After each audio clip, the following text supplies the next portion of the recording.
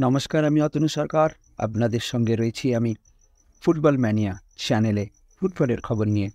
এই মুহূর্তে দোহায় রয়েছে ভারতীয় সিনিয়র ফুটবল দল।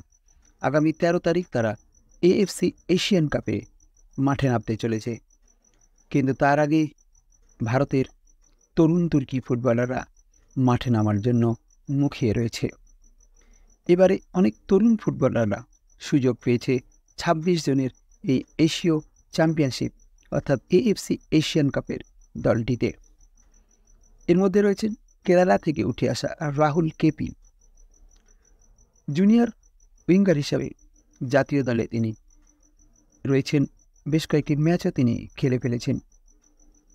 ক্লাব ফুটবলে যথেষ্ট সুনামের সঙ্গে খেলার পর দেশীয় ফুটবলে তার ডাক আসে।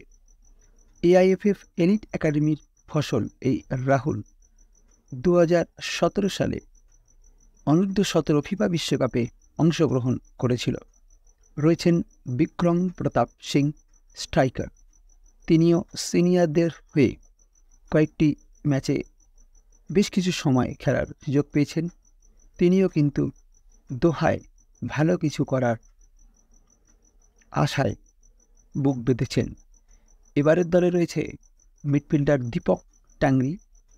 ২৩ বছর বয়সী এই ফুটবলার মনে করেন এশিয়ার সবচেয়ে বড় টুর্নামেন্ট খেলতে আসতে পেরে তিনি অত্যন্ত গর্ব অনুভব করছেন। একটি সাক্ষাৎকারে দীপক টাংরি জানিয়েছেন, এটি এশিয়ার সবচেয়ে বড় টুর্নামেন্ট এবং এটিতে আমাদের জন্য কঠোর পরিশ্রম এবং আমাদের দক্ষতা প্রমাণ করার সুযোগ রয়েছে। এখন দেখার বিষয় ১৩ই জানুয়ারি ভারতীয় ফুটবল দল কিভাবে নিজেদের এশিয়া কাপে মেলে ধরতে পারে।